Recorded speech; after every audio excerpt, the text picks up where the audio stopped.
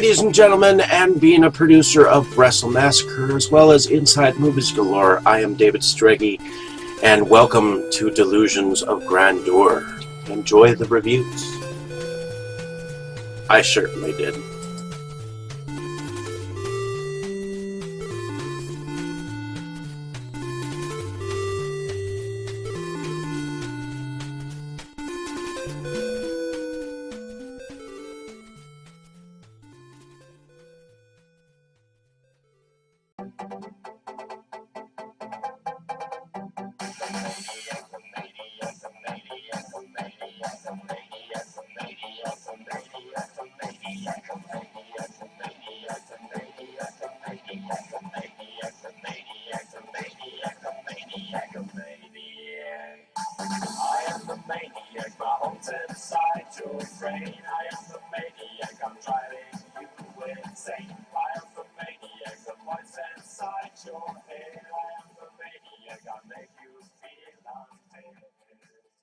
The time metaphor.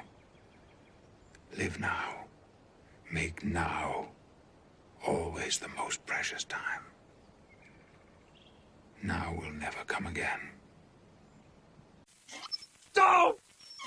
Don't! Don't! Don't! Hello, ladies and gentlemen. Welcome back to Inside Movies Galore. I'm your host for this evening, and I bring to you a film that I just saw dealing with the DC Universe, directed by Zack Snyder from 2017, where it is called Justice League. And the film is following the storyline of Batman versus Superman.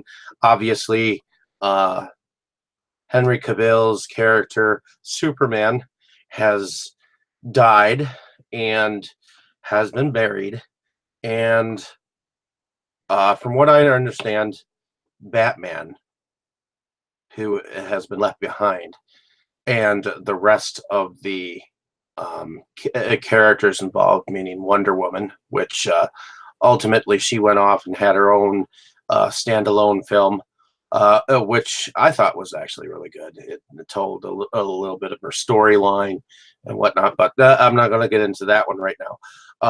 But in the beginning of this film, we see a scene with Wonder Woman where there is a man who goes in with a team of people, and he's about to blow up some kind of a bank.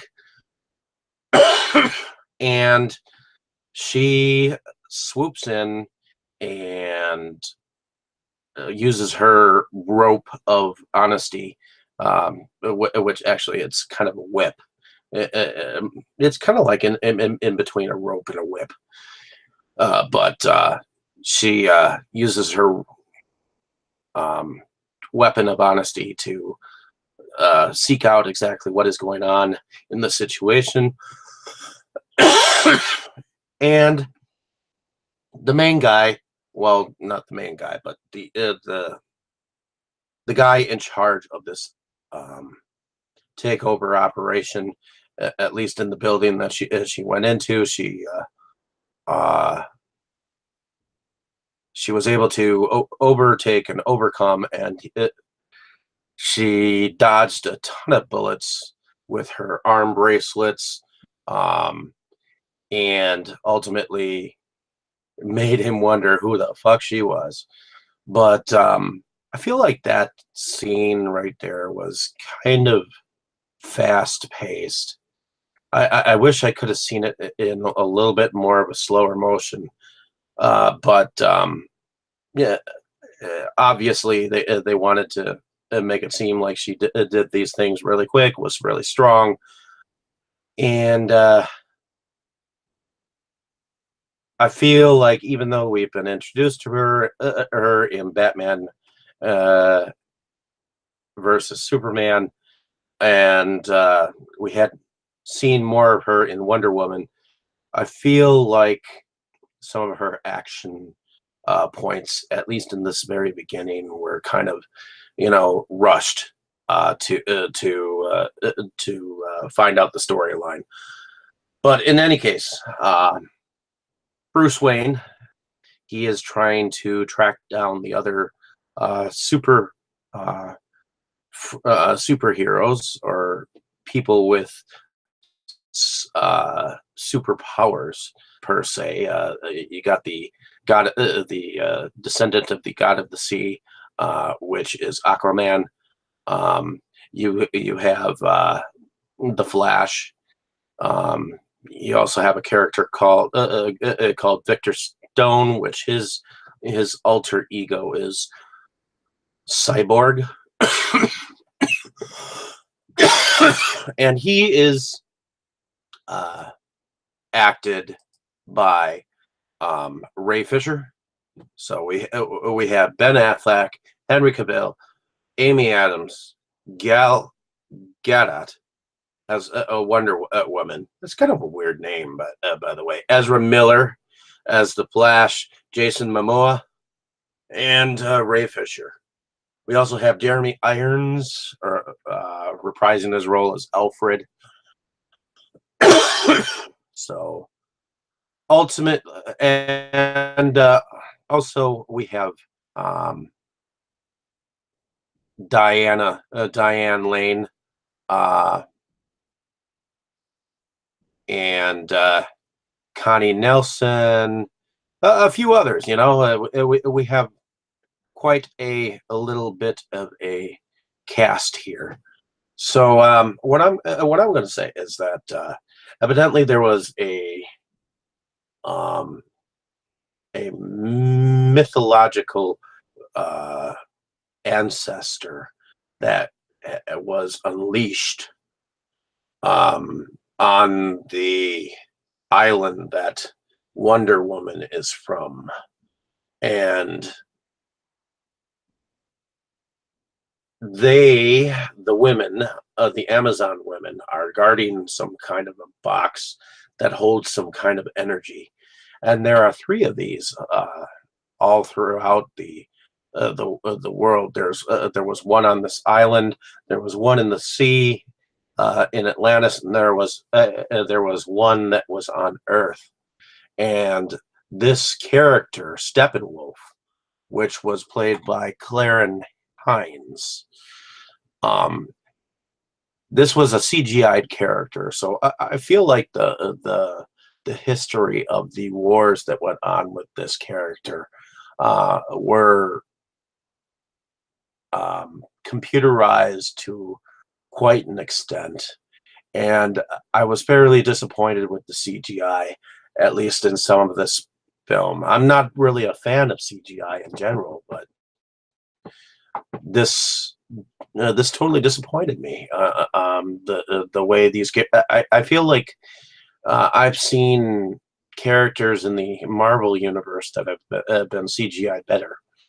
So and maybe it might have been budget wise or whatnot, but I feel like they could have been homogenized better. I don't know how to describe it, but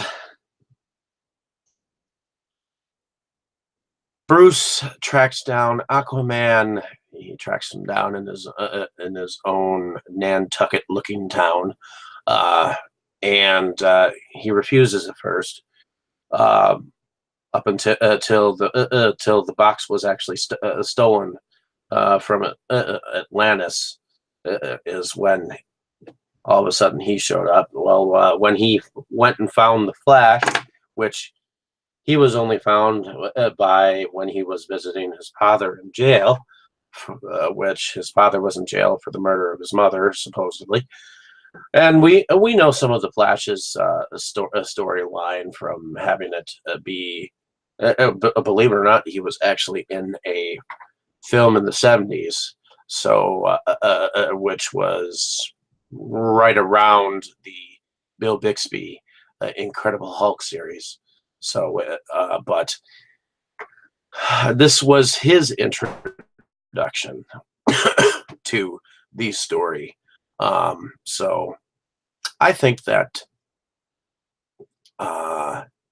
his humor, the Flash's humor, which is Ezra Miller's humor, I think he brought a lot to the a lot to the movie. In fact, he was one of the focal points that made it a little comical, especially when you saw he was kind of like up against Superman and his speed and whatnot. And I liked that not all the characters got along with each other, and yet when it really mattered, they really got down to it. Um, so ultimately, Diana was against them using the cube that had created Cyborg or Victor Stone into Cyborg. Um, what he was from the car crash that he had, and his father had found this cube of energy. Um, Diana was against using the cube to uh, basically reboot Superman from being dead. And once they did, there there was a moment where Superman didn't remember who he was, and it wasn't until they brought um, his girl Lois Lane, played by Amy Adams, uh, back into the quay for him. And of course, when it came down to the final battle, uh, Superman, as always, came fashionably late. So I think there was definitely a lot of action. There was definitely some camaraderie going on. There was definitely some humor in the film. It looked like they were having fun with the film after a time, but the film seemed kind of stiff and like they were trying to follow too many guidelines. They were trying to follow too many directions, and the creatures that the Steppenwolf character controlled, they kind of looked like something between bumblebees, fireflies, and flying monkeys. So I kind of felt like, yeah, we were watching the monkeys go after Dorothy and Oz. But in any case, I think I enjoyed the film. I would like to see where else they can take the story. I mean, it is nice that they are finally putting some of these characters in live action films and seeing how they react to each other on the big screen. So, in any case, if you enjoy my description of the film, definitely like and subscribe. I enjoyed the film for what it was trying to portray, and I hope to watch more from this universe, even though I know it's not as strong as the Marvel universe is in this day and age. So hopefully you've enjoyed what I've described, and hopefully you can continue to like what I talk about. In any case, have a good afternoon or evening, and look forward to more reviews.